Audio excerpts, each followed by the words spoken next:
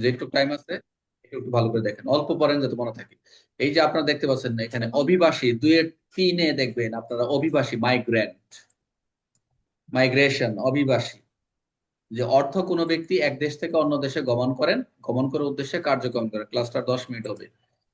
অভিবাসী, মনোযোগ দেন। এই যে আমি বল করে দিছি লেখাটা, আপনারা দেখেন যে মাইগ্রেন্ট, মাইগ্রেশন বলে না, মাইগ্রেন্ট।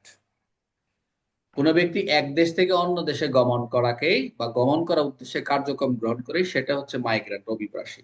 এই অভিবাসীর জন্যই আমরা যেটা আজকে দেখবো, যে যতটুকু দেখা যায় যে মানব পাচার, এই অভিবাসী, মানব পাচার, অভিবাসী চোরাচালান প্রতিরোধ দমনের অধ্যাদেশ 2026। আচ্ছা, এই লেখা দেখা যাচ্ছে সবার? দেখেন, এখানে 14 থেকে শুরু হয়েছে। তাহলে অভিবাসী দেখলাম এক দেশ থেকে অন্য দেশে গমন করেন, অন্য দেশে গমন করার উদ্দেশ্যে যে কার্যক্রম গ্রহণ করেন। আর এগুলো যদি বৈধ না অবৈধ হয় সেগুলোই তো চলে যাবে। তাহলে অভিবাসী চোরাচালান নাকি স্মাগলিং অফ মাইগ্রেন্টস, স্মাগলিং করে মাইগ্রেন্ট করে। সহজভাবে আমরা যদি নেই 14 ধারা, মনোযোগ দেন সবাই, ট্রাই টু আন্ডারস্ট্যান্ড। এই অভিবাসী চোরাচালান বলতে আমরা দুইয়ের কত দেখলাম, তিনে দেখলাম। তাহলে এখানে অভিবাসন চোরাচালান বলতে কি বোঝায়? চোরাচালান বলতে বোঝায় সরাসরি বা প্রত্যক্ষ পরোক্ষ ভাবে কোনো সুবিধা লাভ পাওয়ার উদ্দেশ্যে। স্মাগলিং করে না, বলেন স্মাগলিং মাইগ্রেন্ট কাকে? অবৈধভাবে এক দেশ থেকে অন্য দেশে প্রবেশ করানো, মানে সেটা লিগেলি না, সেটা লিগেলি না, অবৈধভাবে, ইলিগেল ভাবে এক দেশ থেকে অন্য দেশে প্রবেশ করে দিচ্ছে, সেটা স্মাগলিং এর মাধ্যমে। এটাই বলছে অভিবাসন চোরাচালান। আই রিপিট, অভিবাসী চোরাচালান বলতে বোঝায়, আপনারা বলতে পারেন যে 14 থেকে শুরু করছেন কেন, আমরা দণ্ডে থেকে আসছি, আমরা অলরেডি ওখানে 13 পর্যন্ত সবাই পারি। আগের আগের যে এই যে পতিতাবৃত্তি, সংঘবদ্ধ চক্র, এগুলো কিন্তু আমরা আগে পড়ে আসছি। বাট এখান যেখান থেকে আমি পড়াচ্ছি এগুলো নেন, পরে সব রিভিশন হয়ে যাবে, পুরাটা আমরা রিভিশন দিব ইনশাল্লাহ। তাহলে অভিবাসী চোরাচালানটা আমরা বললাম যে সরাসরি প্রত্যক্ষভাবে কোনো সুবিধা, একটা একটা অ্যাডভান্টেজ নেবে, বেনিফিট নেবে পাওয়ার উদ্দেশ্যে কাউকে অবৈধভাবে এক দেশ থেকে অন্য দেশে প্রবেশ করেন, সে চলিত বলছে। তবে এখানে এই ধারাটার আমরা যদি আমরা সম্ভবত দুইটা বিষয় পাবো। সেটা যদি আমরা খেয়াল করি, আপনি মেন বই দেখবেন, কোনো যদি বিদেশি নাগরিক, ফরেন অ্যাক্ট এই অনুযায়ী যে আমরা যখন বাংলাদেশে যাই তখন আমরা বিদেশি হয়ে যাই, ওরা বাংলাদেশে থেকে বাইরে থেকে যারা এরাও বিদেশি হয়ে যায়, তাকে বাংলাদেশে আনা হয়। বিদেশি নাগরিক 1946 অনুযায়ী সংজ্ঞায় বলছে তাকে বাংলাদেশে আনা হয় অথবা বাংলাদেশ থেকে অন্য দেশে পাঠানো হয় যদি সেই দেশের নাগরিক বা স্থায়ী বাসিন্দা না হয়, নয়, যেখানে সেই দেশের নাগরিক বা স্থায়ী বাসিন্দা নয় এবং সেই কাজটা অবৈধভাবে করা হয় এবং সেই মাধ্যমে কোনো লাভ নেওয়া হয়, তাহলে সে অভিবাসী চোরাচালান হবে। আপনাকে যদি দেশের বাইরে পাঠানো হয়, আপনি যদি বৈধভাবে যদি না যায়, অবৈধভাবে যান, সেটাই তো আপনার কি হচ্ছে, অভিবাসী চোরাচালান হিসেবে আপনাকে প্রেরণ করছে। এবং বিদেশি নাগরিক এটা কোথায় বলা রয়েছে? নাগরিক 1946-এ, ফরেন অ্যাক্টে বলা রয়েছে এই কথাটা। আর আমরা যদি দেখি বাংলাদেশের নাগরিক হিসেবে যদি দেখি, সিটিজেনশিপ অ্যাক্ট 1951, আমরা আমরা সিটিজেনশিপ, তাকে অন্য দেশ থেকে অবৈধ প্রবেশ করানো হচ্ছে, আবার ওই দেশের লোক এখানে আনা হচ্ছে।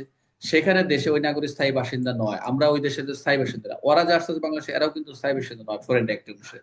আবার সিটিজেনশিপ অ্যাক্ট অনুযায়ী আমরাও কিন্তু বিদেশে গিয়ে আমরাও কিন্তু স্থায়ী বাসিন্দা নয়।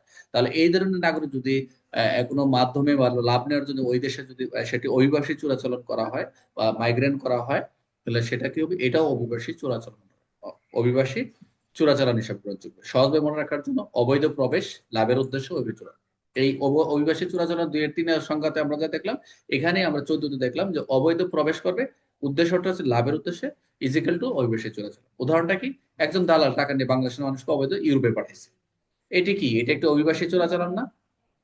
একজন দালাল টাকা নিয়ে বাংলাদেশের মানে অবৈধ ইউরোপে, এই যে অবৈধ ইউরোপ টিউরোপ পাঠাচ্ছে, এই যে লেবানন তো দেখায় না, মাঝে মধ্যে দেখায়, এটা একটু অভিবাসী চোরাচালান। উদাহরণ কি?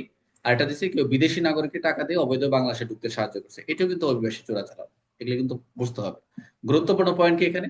উদ্দেশ্য হচ্ছে লাভ, অবৈধভাবে সীমান্ত পার করে দিবে।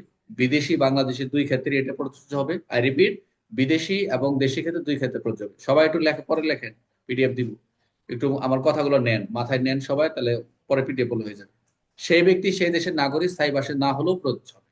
এই দেশের ওই দেশের যদি যেই হোক না কেন, দেশের নাগরিক বা স্থায়ী বাসিন্দা না হলেও প্রযোজ্য হবে। তাহলে আমরা কি দেখলাম? এমসিকিউ একটা দেখি, অভিবাসী চোরাচালানের মূল উপাদান কি? অবৈধ প্রবেশ, লাভের উদ্দেশ্য। আর কোন আইনে বিদেশি নাগরিক সংজ্ঞা দেওয়া হয়েছে? দেওয়া হয়েছে, এটা হলো ফরেন অ্যাক্ট, নাগরিকের। আচ্ছা, পিডিএফটা দিয়েন, হ্যাঁ, ক্লাসের ভিতরে বলতে হবে না, আমরা দিব। বাংলাদেশের নাগরিক কোনটা বলা হয়েছে?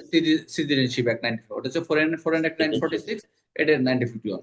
আর কোন কোন ক্ষেত্রে এটি অপরাধ হবে, অবশ্য অবৈধ সীমান্ত পার করে কোনো টাকা নেওয়া, এগুলো যা আছে আপনার করে নিয়ে কোনো সমস্যা নেই। আচ্ছা,